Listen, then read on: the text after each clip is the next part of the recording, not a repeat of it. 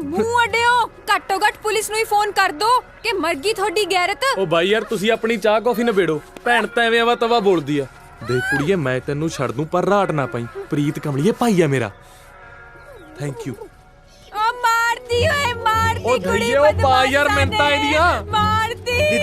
दीदी ना प्लीज रोला ना कर, पुलिस आ और ना जाएगी। चले तू।